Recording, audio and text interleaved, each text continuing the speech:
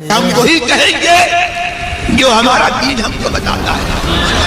عمل کرو تو تمہارا بھلا ہے، نہیں کوئی عمل کرے تو نقصان ہمارا نہیں ہے اسی کا. اعوذ باللہ من الشیطان الرجیم. بسم اللہ الرحمن الرحیم.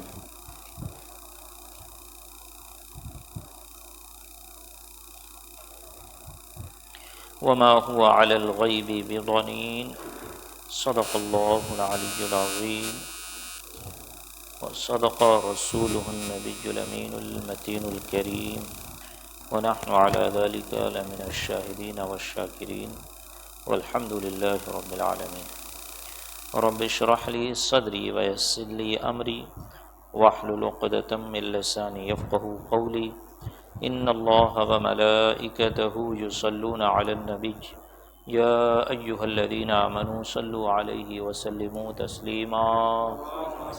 اللہم صل علی سیدنا مولانا محمد معدن الجود والکرم وآلہ وبارک وسلم. صلاة وسلام علیک یا رسول اللہ، صلاة وسلام علیک یا حبیب اللہ، صلی اللہ تعالی علیک وبارک وسلم تسلیما دائما ابدا. عزیزان ملت اسلامیہ اور رفیقان گرامی، گزشتہ ہفتہ آپ نے سماعت فرمایا کہ علماء امت نبی پاک صلی اللہ علیہ وسلم کے علم غیب سے متعلق کیا ارشاد فرماتے ہیں اور ان کے کیا عقیدے ہیں. اور آپ نے سماعت فرمایا کہ یہ عقیدہ سیدی سرکار اعلیٰ حضرت یعنی امام اہل سنت کا اپنا گڑھا ہوا نہیں، بلکہ یہی عقیدہ پہلے کے بزرگوں کا رہا ہے، یہی عقیدہ محدثین کا رہا ہے، یہی عقیدہ مفسرین کا رہا ہے، یہی عقیدہ اولیاء کاملین کا رہا ہے، یہی عقیدہ تابعین طب تابعین اور بالخصوص صحابہ کرام رضوان اللہ تعالی علیہم اجمعین کا رہا. کیا کہ جو ہو چکا جو ہوگا حضور جانتے ہیں، تیری عطا سے خدایا حضور جانتے ہیں، اور کوئی غیب کیا تم سے نہاں ہو بلا، جب نہ خدا ہی چھپا تم پہ کروڑوں درود. یہ عقیدہ کوئی 1400 سال بعد بنایا ہوا نہیں، بلکہ یہ عقیدہ 1400 سال پرانا ہے. اب آئیے، یہ تو موافقین کی عبارت تھی کہ جو اس سے اتفاق رکھتے ہیں کہ نبی پاک صلی اللہ علیہ وسلم کو اللہ تبارک و تعالیٰ نے ما کان و ما یکون کا علم عطا فرمایا. اب مخالفین کی عبارت کہ جو علم غیب مصطفیٰ کے قائلین پر، اس کے ماننے والوں پر کفر و شرک کا فتویٰ لگاتے ہیں. اب ان کی عبارت دیکھیے اور ان کے پیشواؤں کی عبارت دیکھیے، یعنی کہ ان کے اپنے بزرگوں کی. تو فرماتے ہیں اب تک تو موافقین کی عبارات سے علم غیب حضور صلی اللہ علیہ وسلم کے لیے، علم غیب حضور کے لیے صلی اللہ علیہ وسلم کے لیے ثابت کیا گیا. اب مخالفین کے اکابر کی وہ عبارات پیش کی جاتی ہیں جن سے مسئلہ علم غیب بخوبی حل ہو جاتا ہے. حاجی امداد اللہ مہاجر مکی، ان کا نام سنا ہے کبھی؟ حاجی امداد اللہ مہاجر مکی، یہ قاسم نانوتوی، رشید احمد گنگوہی ہے نا، اور ان کے پیر ہے کہ یہ لوگ حاجی امداد اللہ مہاجر مکی علیہ الرحمۃ الرضوان سے مرید. اور حاجی امداد اللہ مہاجر مکی جب تک ہندوستان میں تھے تب تک ان لوگوں نے شرارت یا ان لوگوں کی شرارت سامنے نہیں آئی. جب یہ ہجرت کر کے مکہ چلے گئے، اس کے بعد ان لوگوں نے یہ عقیدے گڑھنے شروع کیے. جب حاجی امداد اللہ مہاجر مکی تک، کیونکہ حاجی امداد اللہ مہاجر مکی کے بڑے خلفاء تھے 100، جس میں مولانا سمیع اللہ رامپوری علیہ رحمۃ الرضوان بھی. جب انہوں نے دیکھا کہ یہ شرارت کر رہے ہیں، اب رشید احمد گنگوہی، قاسم نانوتوی، اشرف علی تھانوی اور ان لوگوں نے، خلیل احمد امبیٹوی اور ان لوگوں نے ایسی ایسی عبارتیں لکھی اور اس طرح سے تمام امت کو کفر و شرک کے گڑھے میں ڈھکیلنے کی ناپاک کوشش کی اور سب پر کفر و شرک کا فتویٰ لگایا. تو انہوں نے اس کے رد میں انوار ساطعہ،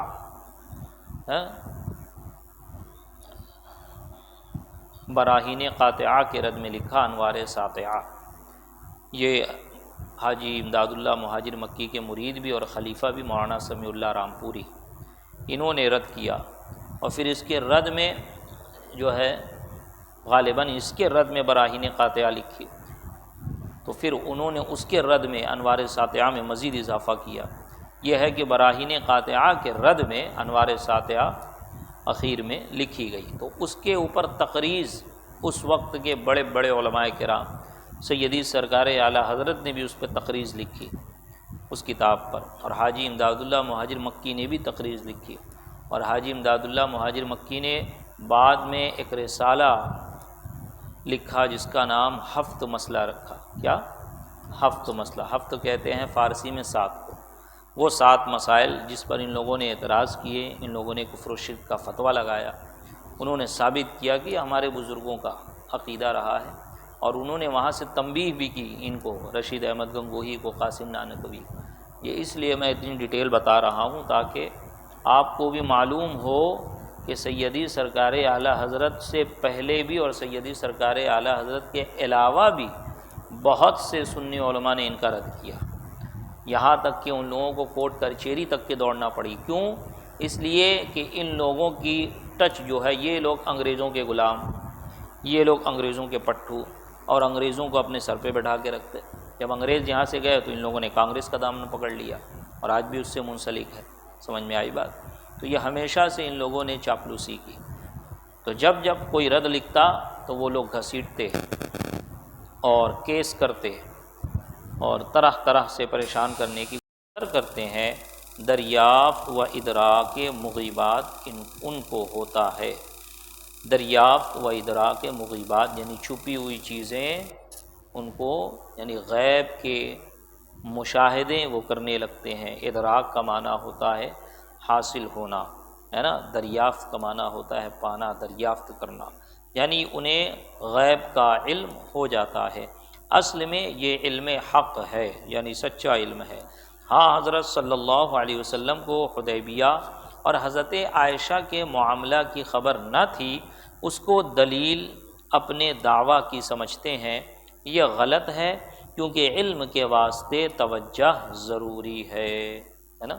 یہ لوگ اعتراض کرتے ہیں، انشاءاللہ وہ اعتراض آئے گا، جب اعتراض کی باری آئے گی تو اس اعتراض کا جواب بھی دیا جائے گا۔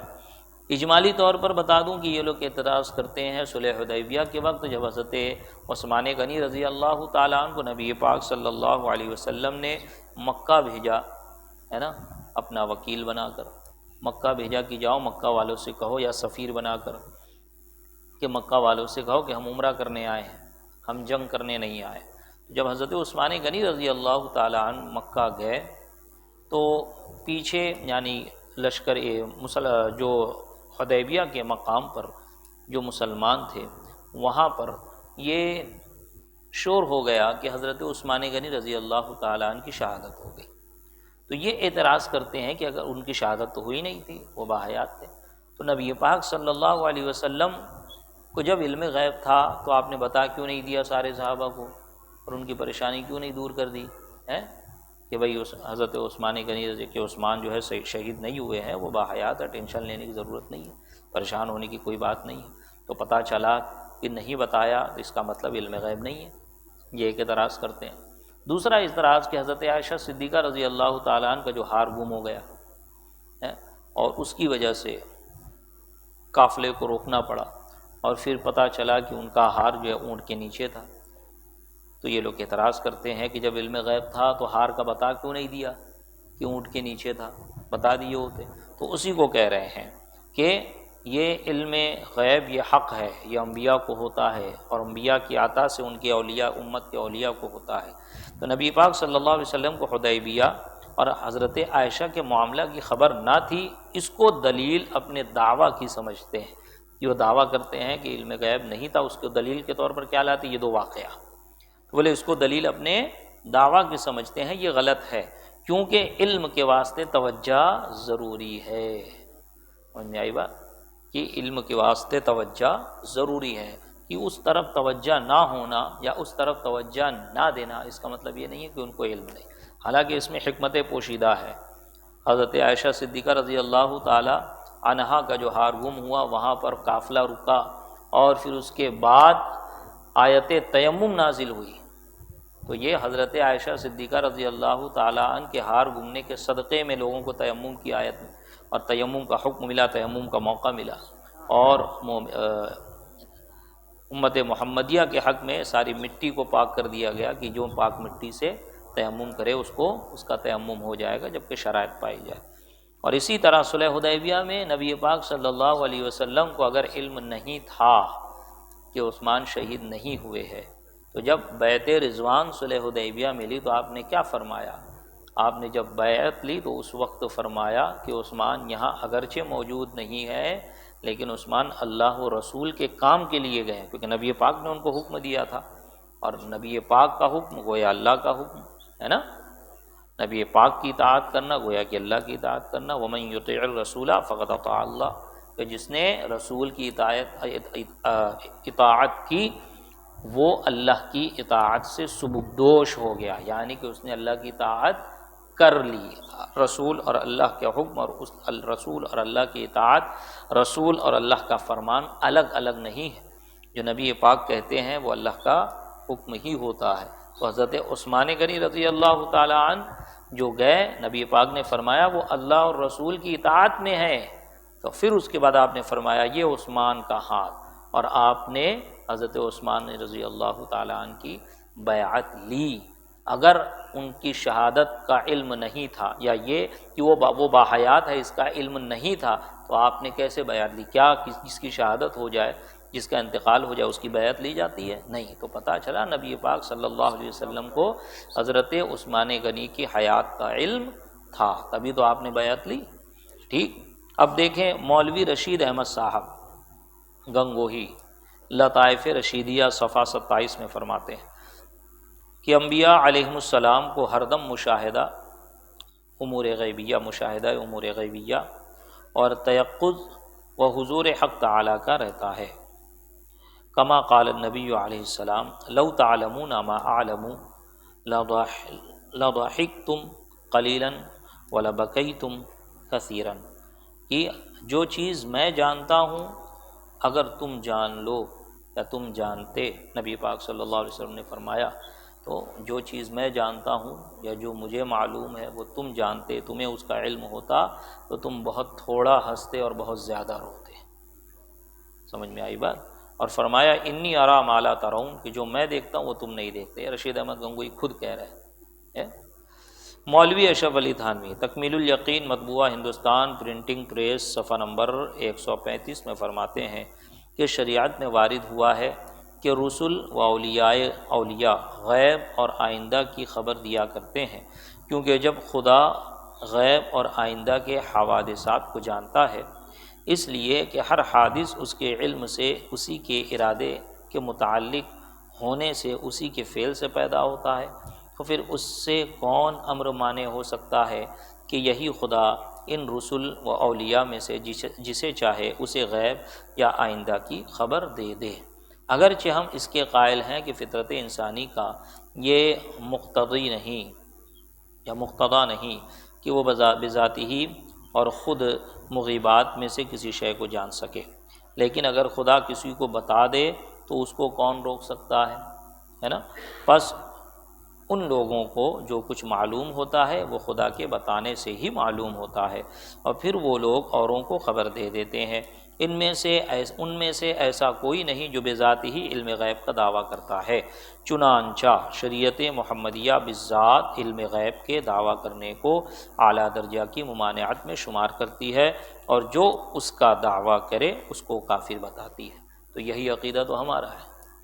ہم یہ کہاں کہتے ہیں کہ نبی پاک صلی اللہ علیہ وسلم کو، تمام انبیاء کو یا تمام اولیاء کو بالذات علم غیب ہے؟ اس کا کون قائل ہے؟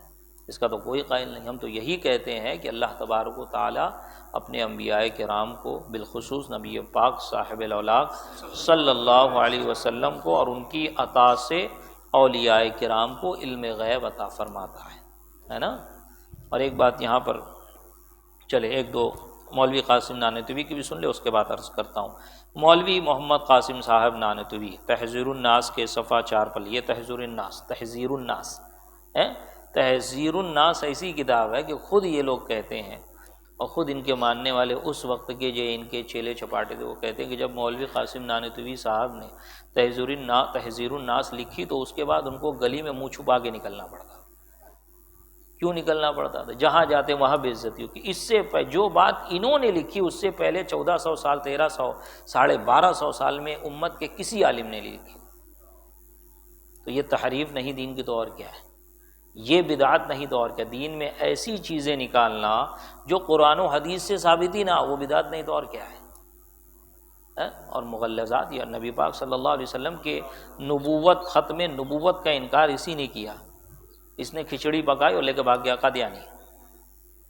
سمجھ میں آئی بات؟ اور قادیانی اسی کا حوالہ دیتے ہیں، بولے اگر آپ نبی نہیں مانتے تو دیکھو آپ ہی کے عالم ہیں، وہ بھی سنی کہتے ہیں اپنے آپ کو۔ قاسم نانوتوی جس نے دارالعلوم دیوبند بنایا، وہ تو کہتے ہیں کہ نبی پاک صلی اللہ علیہ وسلم کو بالفرض، نبی پاک صلی اللہ علیہ وسلم کے بعد بھی کوئی نبی آ گیا تو آپ کے خاتمیت میں کوئی فرق نہیں آئے گا۔ تو ہمارے نبی آ گئے، معاذ اللہ ثم معاذ اللہ۔ کھچڑی پکائی اس نے، لے کے بھاگ گیا قادیانی۔ سمجھ میں آئی بات؟ تو مولوی محمد قاسم صاحب نانوتوی تحذیر الناس کے صفحہ 4 پر لکھتے ہیں، علوم اولین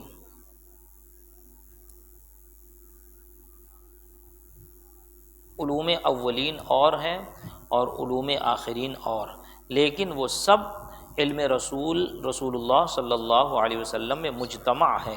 اسی طرح سے عالم حقیقی رسول اللہ صلی اللہ علیہ وسلم ہے، اور انبیاء باقی اور اولیاء بالعرض ہے۔ اس آخری عبارت پر غور کرنا چاہیے کہ مولوی قاسم صاحب نے حضور صلی اللہ علیہ وسلم میں اولین اور آخرین کے علم، اولین و آخرین کا علم جمع مانا، اور اولین میں حضرت آدم و حضرت خضر و حضرت ابراہیم علیہ السلام، اسی طرح سارے ملائکہ حاملین عرش و حاضرین لوح محفوظ بھی شامل ہیں۔ لہٰذا ان سب کے علوم سے حضور صلی اللہ علیہ وسلم کے علم زیادہ ہونا چاہیے۔ حضرت آدم علیہ السلام کے علم کو ہم بیان کر چکے، حضرت آدم کا علم بھی آپ سن چکے، حضرت ابراہیم کا علم بھی آپ سن چکے، اور حضرت خضر علیہ السلام جو حضرت موسیٰ اور حضرت خضر کا مشہور واقعہ ہے۔ سمجھ میں آئی بات؟ پچھلے ہفتہ بھی آپ نے سنا، حضرت خضر علیہ السلام کے بارے میں آیا وَهُوَ يَعْلَمُ الْغَيْبَ، کہ وہ غیب کو جانتے ہیں۔ تو حضرت خضر، یہ کیا لکھا انہوں نے مولوی قاسم نانوتوی نے، کہ پہلے جو گزر چکے وہ اور آخرین جو آنے والے ہیں، وہ سب کا علم نبی پاک صلی اللہ علیہ وسلم کے اندر جمع ہے۔ سمجھ میں آئی بات؟ تو نبی پاک صلی اللہ علیہ وسلم کا علم سب سے زیادہ ہوا نا، اور اس نے مانا کہ نہیں مانا؟ اور حضرت آدم کا علم وہ بھی اولین میں، حضرت ابراہیم وہ بھی اولین میں، حضرت خضر وہ بھی اولین میں، حضرت عیسیٰ وہ بھی اولین میں۔ حضرت عیسیٰ علیہ السلام تو خبر دے دیا کرتے تھے، جو کچھ وہ گھر میں جمع کرتی ان کی امت اور ان کے قوم والے جو کچھ کھاتے وہ لوگ، اس چیز کا بیان کر دیتے کہ تم نے گھر میں یہ چیز جمع کر کے رکھے ہوئے، اور آج یہ کھا کے آئے، اور یہ چیز تمہارے گھر میں ہے۔ آپ مردوں کو زندہ کرتے، آپ مادر ذات اندھوں کو بینائی عطا فرماتے، جو کوڑی ہوتے اسے شفا دیتے۔ تو بتائیں یہ حضرت عیسیٰ علیہ السلام کے پاس یہ خصوصیات اللہ تبارک و تعالیٰ نے ان کو معجزے کے طور پر، علم کے طور پر عطا فرمایا، اور کیا کہہ رہے ہیں؟ یہی عقیدہ ہمارا بھی ہے، لیکن یہ مخالف، اور یہ کہتے ہیں کہ علم غیب کا ماننا شرک ہے، معاذ اللہ ثم معاذ اللہ۔ اور خود اپنی کتاب میں کیا لکھ رہے ہیں کہ علوم اولین اور آخرین نبی پاک میں جمع تھے۔ تو یہی تو ہم کہتے ہیں، تم لکھو تو عین ایمان، ہم کہیں تو شرک ہو جائے، یہ کیسے ہو سکتا ہے؟ اب دیکھیں یہاں پر جو ایک بات میں کہنا چاہ رہا ہوں کہ یہ لوگ کہتے ہیں کہ غیب کا علم اللہ کو ہے، غیب کا علم اللہ کو ہے نا، عالم الغیب والشہادہ، عالم الغیب والشہادہ، دلیل بھی لاتے ہیں هو اللہ الذی لا الہ الا هو عالم الغیب والشہادہ، کہ وہ چھپی ہوئی اور ظاہر چیز کا جاننے والا ہے۔ اب اگر کوئی کہے کہ ہم کہیں جیسے ہم سنیوں کا عقیدہ ہے کہ نبی پاک صلی اللہ علیہ وسلم کو اللہ تعالیٰ نے غیب کا علم دیا، تو بولتے کافر ہو گئے۔ بولے کیوں؟ کیونکہ اللہ بولتا ہے کہ وہی غیب جانتا ہے، عالم الغیب قرآن کہہ رہا ہے۔ ٹھیک، تو غیب کس کے لیے؟ ہمارے لیے کہ اللہ کے لیے؟ غیب کا مطلب کیا ہے؟ چھپی ہوئی چیز نا، تو وہ چھپی ہوئی چیز ہمارے لیے ہے کہ اللہ کے لیے؟ وہ ہمارے لیے ہے۔ تو پتہ چلا کہ اللہ کے لیے کچھ غیب نہیں ہے، وہ سب کے سب اس کے سامنے اس کے علم میں ہے، وہ ساری چیزوں کو اس کا علم احاطہ کیا ہوا ہے۔ تو غیب تو اولاً یہ سمجھے ہمارے لیے، انسانوں کے لیے، بندوں کے لیے، مخلوق کے لیے، اللہ کے لیے کوئی چیز غیب نہیں، ٹھیک۔ اور اس کی عطا سے میں نے فرمایا نا کہ انبیاء کو عطا علم غیب عطا ہوتا ہے، وہ عطا فرماتا ہے۔ اب یہاں پر یہ دلیل دیکھیں کہ فقط غیب انہوں نے دیکھا، عالم الغیب عالم الغیب، حالانکہ آگے وہ شہادہ بھی ہے۔ اگر غیب کا علم کسی کو ہو جائے بطور عطا ہی صحیح، بطور عطا ہی صحیح، تو اس کو کافر مانتے ہیں یہ لوگ، یہ بھی یاد رکھو۔ اسماعیل دہلوی نے کہا کہ چاہے وہ یہ مانے کہ اپنے سے خود ہی سے جان لیتے ہیں یا اللہ کی عطا سے، وہ بھی کافر، یعنی کہ ان کے نزدیک اللہ تبارک و تعالیٰ کو اتنی بھی قدرت نہیں ہے کہ وہ اپنے بندوں کو علم عطا کرے، معاذ اللہ سمجھیں۔ ان کی توحیدی ایسی عجیب اور چونچو کا مربع ہے کہ سمجھ میں نہیں آتا ہے کہ فقط اولیاء اور انبیاء ہی نہیں، بلکہ محمد الرسول اللہ صلی اللہ علیہ وسلم جو امام الانبیاء ہے، اور نبی پاک صلی اللہ علیہ وسلم بالخصوص جو اللہ تبارک و تعالیٰ کے مخلوق میں سب سے اعظم و اعلیٰ ہے، اور اللہ تبارک و تعالیٰ میں نقص یہ لوگ نکالتے ہیں کہ گویا کہ اللہ تعالیٰ معذور ہے، کہ اس کے اندر قدرت ہی نہیں کہ وہ اپنے بندوں کو علم دے سکے، انبیاء کو علم دے سکے، معاذ اللہ ثم معاذ اللہ۔ تو عالم الغیب والشہادہ میں صرف عالم الغیب ان کو دکھتا ہے، عالم الغیب والشہادہ نہیں دکھتا۔ کہ اگر کوئی کہے کہ اللہ تبارک و تعالیٰ نے، یا ہم یہ دعویٰ کرتے ہیں کہ نبی پاک کو اللہ نے غیب عطا فرمایا، تو یہ کہتے ہیں کہ غلط، کیوں؟ کیونکہ اللہ نے فرمایا عالم الغیب، وہ غیب کا جاننے والا ہے، تو بھیا والشہادہ بھی تو آگے ہے۔ جس طرح وہ چھپی ہوئی چیز کو جاننے والا ہے، اسی طرح تو ظاہر چیز کو بھی جاننے والا ہے نا، تو ظاہر چیز کو ہم نہیں جانتے ہیں۔ آپ لوگ بیٹھے ہو، میں آپ کو نہیں جان رہا ہوں، آپ لوگ بھی تو ظاہر ہو نا، آپ اپنے والدین کو نہیں جانتے ہو، آپ کے سامنے جو چیزیں ہوتی ہیں آپ نہیں جانتے ہو، آپ فکر اولی کا مشاہدہ نہیں کر رہے ہو، تو یہ اللہ کے علم میں ہے کہ نہیں ہے؟ کہ اللہ کے علم سے باہر ہے، معاذ اللہ۔ تو جب اللہ کے علم میں بھی ہے اور تمہارے علم میں بھی ہے تو سملرٹی ہو گئی، اس کا مطلب اس کا کیا جواب دو گے؟ جو جواب یہاں بنے گا وہی جواب علم غیب سے متعلق بنے گا، کہ اللہ تبارک و تعالیٰ کو غیب کا بھی علم ہے اور وہ شہادہ کا بھی علم ہے، چھپی ہوئی چیزوں کا بھی علم ہے، ظاہر چیزوں کا بھی علم ہے۔ چھپی ہوئی جو چیز ہے وہ اللہ کے علم سے چھپی نہیں ہے، وہ ہماری نظروں سے چھپی ہوئی ہے، اس لیے غیب کہا اسے۔ اور وہ شہادہ، ورنہ اللہ کے لیے سب شہادہ ہی ہے، سب کھلی ہوئی چیز ہے، ساری دنیا، ساری مخلوق، ساری کائنات اللہ نے بنائی، تو اس کے علم سے کیا چھپا رہے گا؟ جو چھپا ہے وہ ہماری نظروں سے چھپا ہے، اور ان چھپی ہوئی چیزوں کا اللہ تعالیٰ جانتا ہے، ٹھیک ہے۔ اور غیب کا جاننے والا ہے اور پوشیدہ چیزوں اور ظاہر چیزوں کا جاننے والا ہے، وہ بالذات جاننے والا ہے۔ اور ہم جو ظاہر چیزوں کو جانتے ہیں اگرچہ محدود ہے نا، ہم ساری ظاہر چیزوں کو تو جانتے نہیں ہیں، اس کی کیا حقیقت ہے ہمیں کیا پتہ، بہت سا ہمارا علم تو کوئی حیثیت نہیں رکھتا ہے اور کوئی سملرٹی نہیں ہے، لیکن جانتے ہیں نا کچھ وہ کیسے جانتے ہیں؟ وہ کیسے جانتے ہیں؟ کیا اپنے آپ سے جانتے ہیں؟ اگر کوئی اس کا عقیدہ رکھے، ایک ذرہ کے بارے میں بھی یہ عقیدہ رکھے کہ میں اپنے سے جانتا ہوں یا کوئی بالذات جانتا ہے، ایک ذرہ کے بارے میں بھی، تو فرماتے ہیں وہ کافر ہو گیا۔ کیوں؟ کیونکہ جتنا بھی علم ہے، چاہے وہ ذرے کا ہو یا پہاڑ کا ہو، سب اللہ کی عطا سے ہے۔ سمجھ میں آئی بات؟ ہاں، تو عالم الغیب ہی اللہ تعالیٰ نہیں ہے، وہ شہادہ بھی ہے۔ اور اگر کوئی نبی پاک صلی اللہ علیہ وسلم کے علم غیب کا قائل ہو، اگر اس کو کافر کہتے ہو، تو پوشیدہ چیزوں کا جاننا اگر یہ کفر ہے تو ظاہر چیزوں کا جاننا کفر کیوں نہیں؟ اللہ تو وہ بھی شرک کیوں نہیں ہے؟ اللہ جیسے غیب جانتا ہے ویسے ظاہر چیزیں بھی جانتا ہے۔ تو فقط عالم الغیب کا رٹ نہیں لگایا جائے، بلکہ دیکھا جائے، سمجھا جائے، ہے نا۔ وَعِندَهُ مَفَاتِحُ الْغَيْبِ لَا يَعْلَمُهَا إِلَّا هُوَ، اس طرح کی جو آیتیں ہیں اس کا مطلب یہ ہے کہ اللہ تبارک و تعالیٰ بالذات جانتا ہے، اس کو کسی نے نہیں بتایا۔ سمجھ میں آئی بات؟ اس کا علم عطا علم نہیں، اس کا علم بالذات ہے، اور اس کا علم ہمیشہ سے ہے، ہمیشہ رہے گا۔ ایسا نہیں ہے کہ اس کو کسی چیز کا علم ابھی نہیں ہے، بعد میں ہوگا، کہ 2050 میں کیا ہونے والا ہے اللہ کو علم نہیں ہے، 2050 آئے گا تو اللہ کو معلوم پڑے گا۔ 2024 میں کیا ہونے والا تھا جون میں اللہ کو معلوم نہیں تھا، جون آیا تو نہیں، ایسا نہیں۔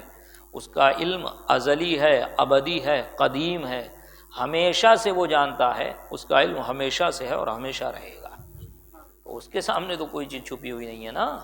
ہاں، اب دیکھیں یہاں پر چھٹی فصل، علم غیب کے عقلی دلائل اور اولیاء کے علم غیب کے بیان میں، کہ علم غیب کو انہوں نے قرآن سے ثابت کر دیا، حدیث سے ثابت کر دیا، اب عقلی دلائل دے رہے ہیں، عقل سے ثابت کر رہے ہیں۔ چند عقلی دلائل سے بھی علم ما کان و ما یکون کا ثبوت ہے، وہ ثابت ہوتا ہے۔ وہ دلائل حسب ذیل ہیں۔ حضور سید عالم صلی اللہ علیہ وسلم سلطنت الہیہ کے وزیر اعظم ہے، بلکہ خلیفہ اعظم ہے۔ حضرت آدم علیہ السلام کو خلیفۃ اللہ بنایا گیا، تو حضور صلی اللہ علیہ وسلم اس سلطنت کے خلیفہ اعظم ہیں، اور زمین میں نائب رب العالمین ہیں، اور سلطنت کے مقرر کردہ حاکم میں دو وصف لازم ہیں، ایک تو علم، دوسرے اختیارات، ہے نا۔ جو وزیر ہوتا ہے، جو ہندوستان کا وزیر اعظم ہے، اس کو سارے ہندوستان کی ڈیٹیل بھی ہونی چاہیے، ساری باتیں بھی معلوم ہونا چاہیے، کتنے ضلع ہیں، کتنے اسٹیٹ ہیں، اور جو سارے معاملات اس کے سپرد ہیں اس کو معلوم ہونا چاہیے، کیا ہو رہا ہے نہیں ہو رہا ہے، بارڈر سے متعلق ہے، تعلیم سے متعلق، اس لیے تو وہ وزیر مقرر کرتا ہے تاکہ ساری ڈیٹیل مجھے ملتے رہے، ساری خبر مجھے ملتے رہے۔ اور دوسری بات، اس کے پاس پاور بھی ہے، اختیار بھی ہے، وزیر اعظم جو چاہے کرے، جہاں چاہے دخل دے، جس معاملات میں چاہے وہ دخل دے، ہے نا، جو وزیر ہوتا ہے۔ اب یہاں ڈیموکریسی ہے تو جمہوریت کے معاملات الگ ہو سکتے ہیں، ورنہ سلطنت کا جو وزیر ہوتا ہے وہ وزیر مطلق ہوتا تھا، جو بادشاہت ہوتی تھی اس کا وزیر کیا ہوتا تھا؟ مطلق ہوتا تھا، وہاں کوئی جمہوریت وغیرہ کا تصور نہیں ہوتا تھا۔ تو جو سلطنت کا وزیر ہوگا تو دو چیز تو لازم ہے اس کے لیے، ضروری ہے اس کے لیے، ایک علم، دوسرا اختیارات، اتھارٹی، تصرف، کہ جو چاہے کر سکے۔ اس دنیاوی سلطنت کے حکام جس قدر بڑا درجہ رکھتے ہیں اسی قدر ان کی معلومات اور اختیارات زیادہ ہوتے ہیں۔ کلکٹر کو سارے ضلع کا علم و اختیارات، وائسرائے کو سارے ملک کے متعلق علم و اختیارات ضروری ہیں، کہ ان دو وصفوں کے بغیر وہ حکومت کر ہی نہیں سکتا، اور سلطانی قانون رعایا میں جاری ہی نہیں کر سکتا۔ اسی طرح حضرات انبیاء ہیں کہ جن کا جس قدر بڑا درجہ اسی قدر ان کے اختیارات اور علم زیادہ۔ اور حضرت آدم علیہ السلام کی خلافت کو رب العالمین نے ان کے علم ہی سے ثابت فرمایا، کہ چونکہ اتنا وسیع علم ہے نا، کیا فرمایا؟ وَإِذْ قَالَ رَبُّكَ لِلْمَلَائِكَةِ إِنِّي جَاعِلٌ فِي الْأَرْضِ خلیفہ، کہ جب اللہ تبارک و تعالیٰ نے، محبوب یاد کرو، جب اللہ تبارک و تعالیٰ نے فرشتوں سے کہا کہ میں زمین میں اپنا خلیفہ بنانے والا ہوں، سمجھ میں آئی بات؟ تو خلیفہ کیوں قرار دیا؟ اسی علم کی وجہ سے جو حضرت آدم علیہ السلام کو اللہ تبارک و تعالیٰ نے عطا فرمایا۔ کتنا عطا فرمایا؟ آپ نے اس کو سماعت فرما لیا۔ چونکہ اتنا وسیع علم دیا ہے، وہی خلافت الہیہ کے لیے موضوع ہے۔ پھر ملائکہ سے سجدہ کرانا، ان کے اختیارات خصوصیہ کا ثبوت تھا کہ ملائکہ بھی ان کے سامنے جھک گئے، چونکہ نبی کریم صلی اللہ علیہ وسلم سارے عالم کے نبی اور عرش و فرش کے لوگ آپ کی امتی ہیں، لہذا ضروری تھا کہ آپ کو تمام انبیاء سے زیادہ علم اور زیادہ اختیارات دیے جائیں، ہے نا، کہ تمام انبیاء آئے، وہ جو نبی آیا، کوئی بھی نبی پوری دنیا کے لیے نہیں آیا سوائے نبی پاک صلی اللہ علیہ وسلم۔ ایک قوم، خاص قوم کے لیے آیا، خاص علاقے کے لیے آیا، خاص ملک کے لیے آیا۔ دیکھیں نا، ایک زمانے میں کئی نبی، حضرت لوط بھی ہے، حضرت ابراہیم بھی ہے، حضرت موسیٰ بھی ہے، حضرت خضر بھی ہے، حضرت ہارون بھی ہے، سمجھ میں آ رہی بات؟ یہ سب ایک ہی زمانے میں، زمانہ سب کا ایک رہا، یعنی کہ سب سے مراد کہ حضرت ہارون حضرت موسیٰ کا زمانہ ایک، حضرت ابراہیم حضرت لوط کا زمانہ ایک، حضرت یعقوب حضرت یوسف کا زمانہ ایک، ہے نا، حضرت شعیب حضرت موسیٰ کا زمانہ ایک، حضرت موسیٰ حضرت خضر سے ملنے گئے، حضرت جن سے ملاقات کی وہ نبی، سمجھ میں آئی بات؟ تو کوئی ایک علاقے کے لیے، کوئی ایک ملک کے لیے، کوئی ایک شہر کے لیے، سب کا علاقہ محدود ہوتا، کوئی پوری دنیا کے لیے نہیں آیا۔ یہ خاصیت نبی پاک صلی اللہ علیہ وسلم کی ہے کہ آپ ساری دنیا کے لیے نبی بن کر مبعوث فرمائے گئے۔ اسی کو رب تبارک و تعالیٰ نے قرآن مجید میں ارشاد فرمایا، وَإِذْ أَخَذَ اللَّهُ مِيثَاقَ النَّبِيِّينَ لَمَا آتَيْتُكُم مِّن كِتَابٍ وَحِكْمَةٍ ثُمَّ جَاءَكُمْ رَسُولٌ مُصَدِّقٌ لِّمَا مَعَكُمْ لَتُؤْمِنُنَّ بِهِ وَلَتَنصُرُنَّهُ۔ انبیاء کرام سے وعدہ لیا گیا۔ سمجھ میں آئی بات؟ کہ جب اے محبوب یاد کرو جب اللہ تبارک و تعالیٰ نے میثاق لیا کس سے؟ نبیین سے، انبیاء کرام سے، کہ جب تم کو کتابیں دی جائے، وہ نبی آئے کہ جو تمہاری تصدیق کرے اور تمہاری کتابوں کی، یعنی کہ کتابوں کی تصدیق کرے، ہے نا، کتاب اللہ کی تصدیق کرے، تو تم ان پر ایمان لانا اور ان کی مدد کرنا۔ تو پھر فرمایا، تو سب نے لیا کہ ہاں مولا کریم ہم اس پر ایمان بھی لائیں گے اور اس کی مدد بھی کریں گے۔ اللہ تبارک و تعالیٰ نے فرمایا کہ ایسے نہیں، گواہ ہو جاؤ، اور خود بھی ان پر گواہ بنا کہ انبیاء کرام مخلوقات میں سب سے اعظم و اعلیٰ اگر کوئی جماعت ہے تو وہ انبیاء کی ہے نا، اور اللہ تعالیٰ ان سے وعدہ لے رہا ہے جو معصوم عن الخطا ہے، اور ان سے کیا وعدہ لے رہا ہے کہ تمہارے زمانے میں اگر آ گیا میرا محبوب تو اس پر ایمان بھی لانا اور اس کی مدد بھی کرنا۔ سمجھ میں آئی بات؟ کہ اللہ تعالیٰ کو یہ علم نہیں تھا کہ میں سب سے آخر میں مبعوث فرمانے والا ہوں؟ اللہ تو جانتا ہے نا، اس کا علم ازلی ابدی ہے نا، وہ تو جان رہے نا کہ تمام انبیاء کے بعد یعنی حضرت عیسیٰ علیہ السلام آئیں گے، اس کے بعد میں اپنے محبوب کو مبعوث فرماؤں گا، پیدا کروں گا، مبعوث فرماؤں گا۔ تو کیا معنی ہوا عالم ارواح میں انبیاء کرام سے وعدہ لینے کا؟ یہ نبی پاک صلی اللہ علیہ وسلم کی شان اور عظمت بتانا ہے کہ میرا محبوب اتنا عظیم ہے کہ تمہارے زمانے میں بھی اگر آ گیا نا تو یاد رکھو تم کو اس پر ایمان لانا رہے گا۔ کہ تمام انبیاء کی امت کا کلمہ جو تھا، اگر حضرت آدم علیہ السلام کی امت تھی تو اس کا کلمہ تھا لا الہ الا اللہ آدم رسول اللہ، لا الہ الا اللہ موسیٰ کلیم اللہ، لا الہ الا اللہ آدم خلیفۃ اللہ، لا الہ الا اللہ عیسیٰ روح اللہ، لا الہ الا اللہ ابراہیم خلیل اللہ، لا الہ الا اللہ اسماعیل ذبیح اللہ۔ لیکن تمام انبیاء کا جو کلمہ تھا وہ یہی تھا لا الہ الا اللہ محمد رسول اللہ صلی اللہ علیہ وسلم، کیونکہ سب انبیاء جو آئے وہ ایک پرٹیکولر علاقہ، پرٹیکولر ایریا، ایک مخصوص جماعت کے لیے مخصوص علاقے تک محدود رہی، ان کا علاقہ محدود رہا، ان کی شریعت محدود رہی۔ سمجھ میں آئی بات؟ اور نبی پاک صلی اللہ علیہ وسلم جب آئے مبعوث فرمایا گیا تو آپ زمین و آسمان، عرش و فرش، سب جتنی مخلوقات ہیں سب کی طرف آپ کو مبعوث فرمایا گیا۔ اب سب پر لازم ہے کہ آپ کے نبوت کا اقرار کرے اور وحدانیت، اللہ تبارک و تعالیٰ کی وحدانیت کا اقرار کرے۔ سمجھ میں آئی بات؟ تو اب ساری دنیا آپ کی امت ہے، اولین اور آخرین سب آپ کی امت ہے، حضرت آدم سے لے کر قیامت تک، اور تمام فرشتے، عرش و کرسی، عرش و فرش کی تمام مخلوقات، ساتوں آسمان، ساتوں زمین کی مخلوقات، سب کے سب نبی پاک صلی اللہ علیہ وسلم کی امت ہے۔ اب یہ کیسی امت ہے کہ کافر بھی آپ کی امت، مشرک بھی آپ کی امت، مسلمان بھی آپ کی امت۔ اور سیدی سرکار اعلی حضرت نے کیا فرمایا؟ ایک میرا ہی رحمت میں دعویٰ نہیں، شاہ کی ساری امت پہ لاکھوں سلام۔ تو کیا مطلب کافر اور مشرک پر سلام بھیج رہے ہیں؟ نہیں، یہاں پر امت کی دو قسم ہیں، ایک امت اجابت، ایک امت دعوت۔ امت دعوت پوری دنیا کے لوگ ہیں کہ سب تک نبی پاک صلی اللہ علیہ وسلم کی دعوت پہنچی ہے نا، پوری دنیا تک پہنچ گئی نا، پوری دنیا میں مسلمان ہیں، سب جان رہے ہیں نا، پوری دنیا تک نبی پاک صلی اللہ علیہ وسلم کی دعوت پہنچی تو پوری دنیا کے لوگ امت دعوت ہوئے۔ اور جن لوگوں نے نبی پاک صلی اللہ علیہ وسلم کا کلمہ پڑھا اور سچے پکے آپ کے غلام بن کے رہیں، سنی صحیح العقیدہ ہیں، مذہب اہل سنت پر قائم ہیں، وہ امت اجابت ہوئی۔ اور سیدی سرکار عالیانی جن لوگوں نے جواب دیا، جن لوگوں نے قبول کی آپ کی دعوت کو اور آپ کے دامن سے وابستہ ہو گئے، تو اب اس امت کو، ان لوگوں کو کہا جاتا ہے امت اجابت۔ اور سیدی سرکار اعلیٰ حضرت اپنے سلام میں جو ارشاد فرمایا، شاہ کی ساری امت پہ لاکھوں سلام، تو اس سے مراد امت اجابت ہے۔ میں آئی بات؟ امت دعوت نہیں۔ یہ اعتراض کرتے ہیں دیوبندی وہابی کہ امت تو پوری دنیا ہے، تو تمہارے اعلیٰ حضرت تو سب پہ سلام بھیج رہے ہیں، کافر کو سلام کیا جاتا ہے، تو بیچارہ سنی مسلمان جو سادہ لو آدمی ہے گھبرا جاتا ہے، یہ کیا بات ہو گئی؟ تو یہاں پر مراد یہ ہے. سمجھ میں آئی بات؟ تو فرمایا کہ جب نبی پاک صلی اللہ علیہ وسلم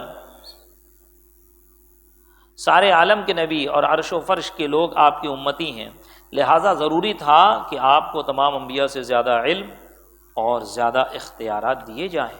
اسی لیے بہت سے معجزات دکھائے گئے، چاند اشارے سے پھاڑا، ڈوبا ہوا سورج واپس فرمایا، بادل کو حکم دیا پانی برسا، پھر حکم دیا کھل گیا. یہ سب اپنے خدا داد اختیارات کا اظہار تھا. یہ سب اپنے خدا داد اختیارات کا اظہار تھا. مولوی قاسم صاحب نانوتوی نے تحذیر الناس میں لکھا ہے کہ انبیاء امت سے علوم میں ممتاز ہوتے ہیں. انبیاء امت سے علوم میں ممتاز ہوتے ہیں، یعنی اعلیٰ ہوتے ہیں. رہا عمل، اس میں بظاہر کبھی امتی نبی سے بڑھ جاتا ہے، معاذ اللہ ثم معاذ اللہ، جس سے معلوم ہوا کہ عمل میں امتی نبی سے بڑھ سکتے ہیں، مگر علم میں نبی کا زیادہ ہونا ضروری ہے. اور حضور کے امتی تو ملائکہ بھی ہیں، لیکون للعالمین نذیرا، تو علم میں حضور صلی اللہ علیہ وسلم کا ملائکہ سے زیادہ ہونا ضروری ہے، ورنہ پھر حضور صلی اللہ علیہ وسلم کس وصف میں امت سے افضل ہوں گے؟ یہ ان کا عقیدہ، اس باطل عقیدے سے بھی انہوں نے ثابت کیا کہ تم نے مانا نہ کہ انبیاء کرام اپنی امت سے جو افضل ہوتے ہیں، ممتاز ہوتے ہیں، جو فضیلت والے ہوتے ہیں، وہ علم میں ہوتے ہیں. عمل میں بعض اوقات امتی نبی سے بڑھ سکتا ہے، معاذ اللہ ثم معاذ اللہ. یہ ان کا عقیدہ اس نے اپنی کتاب میں لکھا. تو فرما رہے علم میں افضلیت آپ نے بھی مانا نا. اور جب نبی پاک صلی اللہ علیہ وسلم کی امت تمام ملائکہ تمام انبیاء ہے، تو پتہ چلا کہ ملائکہ اور انبیاء سے زیادہ علم ہونا چاہیے، کیونکہ انبیاء کو اپنی امت سے زیادہ علم ہوتا ہے.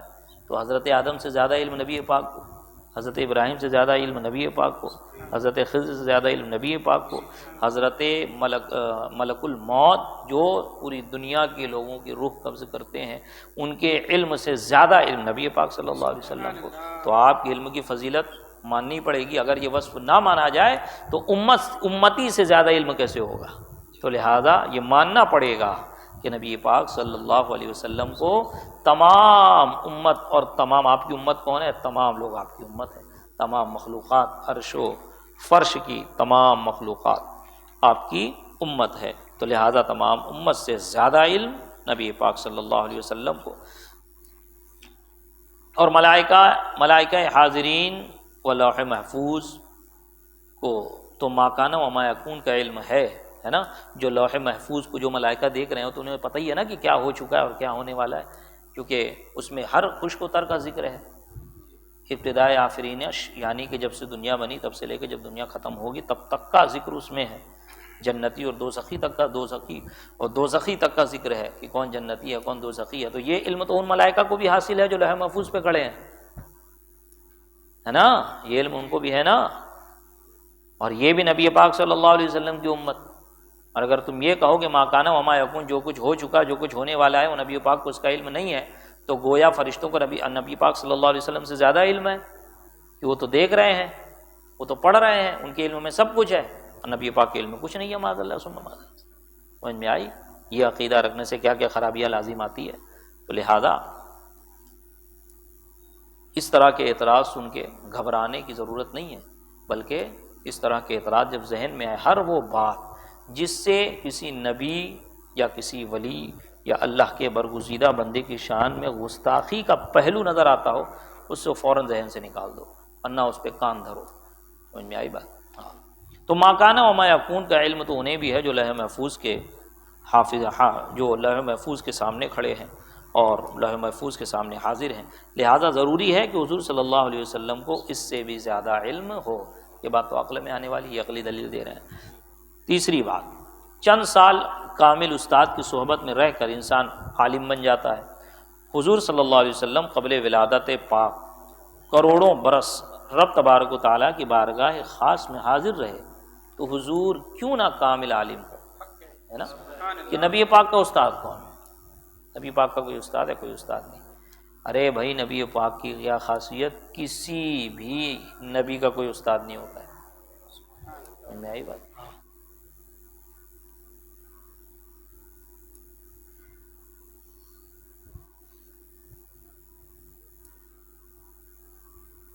کسی بھی نبی کا، ورنہ جو نبی کا استاد رہے اور جب نبوت کا دعویٰ نبی کرے اور اپنے آپ بتائے کہ میں اللہ کا نبی ہوں، تو استاد کھڑا نہیں ہو جائے گا، تو میرے پاس پڑھا ہے۔ اسی لیے اللہ تبارک و تعالیٰ نے فرمایا الرحمن علم القرآن خلق الانسان، کہ رحمان نے قرآن سکھایا، کس کو سکھایا؟ انسان کی جان محمد الرسول اللہ صلی اللہ علیہ وسلم کو سکھایا، اور ان کو ما کان وما یکون کا علم عطا فرمایا۔ ایک بہتر استاد کے پاس، استاد اسی کو ٹیچر کو خالی نہیں کہتے، ہے نا، استاد صرف ٹیچر کو نہیں کہتے کہ جو اسکول اور کالج اور مدرسے میں پڑھائے، جو کوئی فن سکھائے، جس چیز میں رہنمائی کرے، وہ استاد ہوتا ہے۔ آپ کو کوئی گاڑی چلانا سکھا دے، اس میں وہ آپ کا استاد۔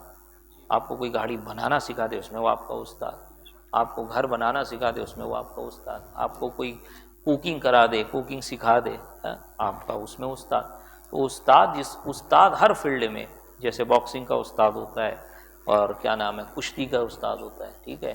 ایک پہلوان تھا پہلے زمانے میں، شیخ سعدی علیہ رحمۃ الرضوان نے حکایت لکھی کہ اس کا ایک شاگرد تھا، اور اس نے اپنے شاگرد کو سارے داؤ سکھا دیے، اور پھر اس کے بعد ایک ٹائم ایسا آیا کہ اس کے شاگرد نے چیلنج ٹھوک دیا کہ اس علاقے کا سب سے بڑا باکسر، سب سے بڑا کشتی جاننے والا، کشتی کا ماہر اور پہلوان میرا استاد ہے۔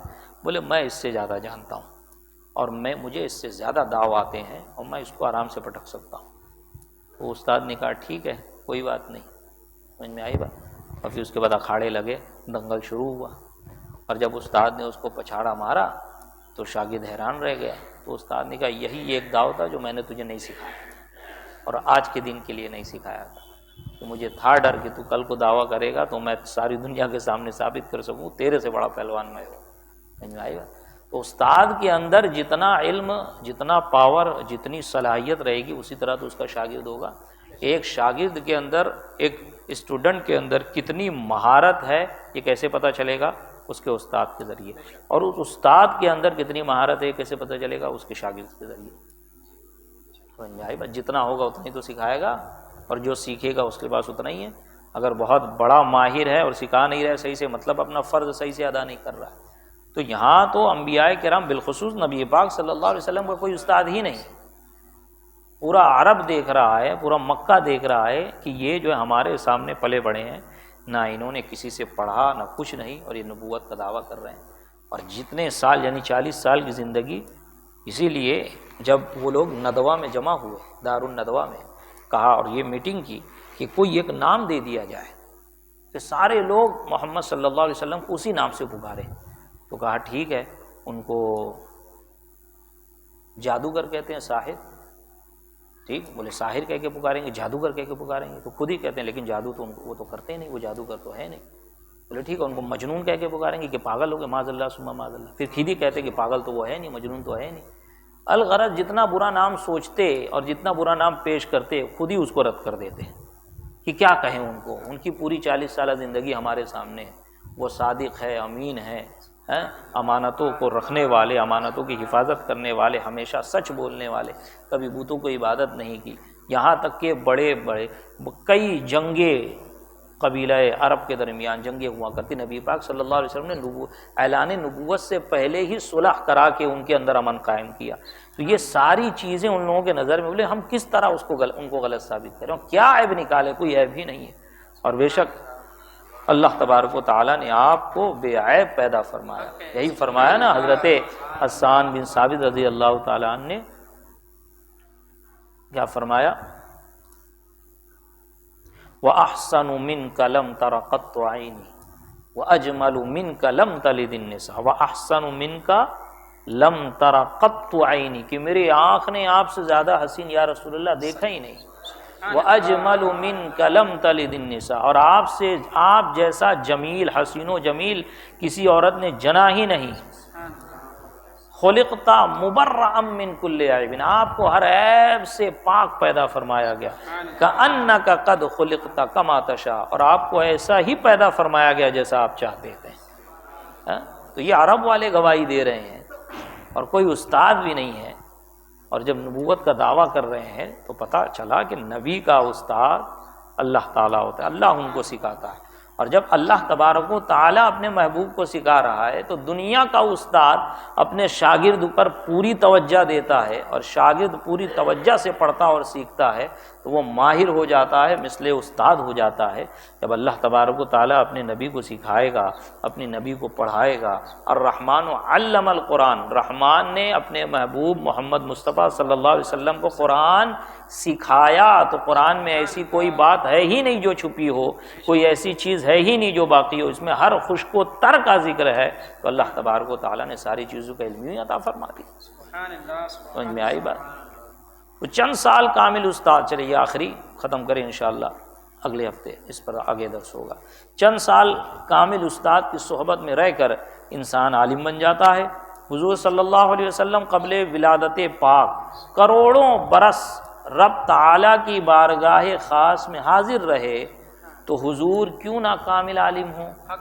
روح البیان نے لقد جاءکم کی تفسیر میں فرمایا کہ حضرت جبرائیل نے بارگاہ نبوت میں عرض کی، یا رسول اللہ صلی اللہ علیہ وسلم، ایک تارا 70,000 سال بعد چمکتا ہے اور میں نے اسے 72,000 دفعہ چمکتے دیکھا ہے۔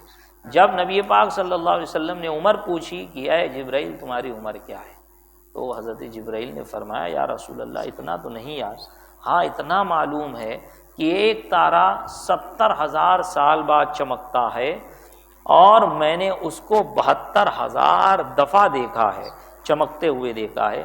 نبی پاک صلی اللہ علیہ وسلم فرماتے ہیں وہ تارا ہم ہی تھے۔ تو حساب لگا لو کتنے کروڑ سال دربار خاص میں حاضری رہی، تو اللہ تبارک و تعالیٰ نے کیسے کیسے انعام و اکرام سے آپ کو نوازا ہے۔ تو یہ اللہ تبارک و تعالیٰ نبی پاک صلی اللہ علیہ وسلم کو علم غیب عطا فرمایا۔ سمجھ میں آئی بات؟ اور اللہ جسے چاہے عطا کرے، تو اپنے محبوب کو نہیں عطا فرمائے گا؟ بے شک عطا فرمائے گا، بالکل عطا فرمائے گا، اور اس نے عطا فرمایا اور وہ عطا فرما رہا ہے۔ اور اللہ تبارک و تعالی خود قرآن مجید میں ارشاد فرماتا ہے کہ عالم الغیب فلا یظہر علی غیبہ احدا، کہ کسی کو اپنے غیب، کسی پر اپنا غیب ظاہر نہیں فرماتا، الا من ارتضی من رسول، مگر چنے ہوئے چنندہ رسول کے، ان پر اپنے اس خاص علم غیب کو، جس میں علوم خمسہ بھی آتے ہیں، قیامت کا علم بھی آتے ہیں، کون کہاں مرے گا، کون کب پیدا ہوگا، بارش کب ہوگی، کون کل کیا کمائے گا، کیا کھائے گا، یہ سب علوم اللہ تبارک و تعالیٰ نے اپنی عطا سے، اپنے فضل سے نبی پاک صلی اللہ علیہ وسلم اور انبیاء کرام کو عطا فرمایا۔ تو لہٰذا ہمیں چاہیے کہ ہم اس پر ڈٹے رہیں، ذرہ برابر بھی اپنے عقیدے اور اپنے مذہب میں شک و شبہ نہ کرے کہ ہم جس مسلک پر ہے اسی مسلک کا نام صراط مستقیم ہے، مسلک اہل سنت ہے، اور پہچان کے لیے مسلک اعلیٰ حضرت کہا جاتا ہے۔ اللہ تبارک و تعالی ہم سب کو اس پہ استقامت عطا فرمائے، اسی پر خاتمہ بالخیر فرمائے۔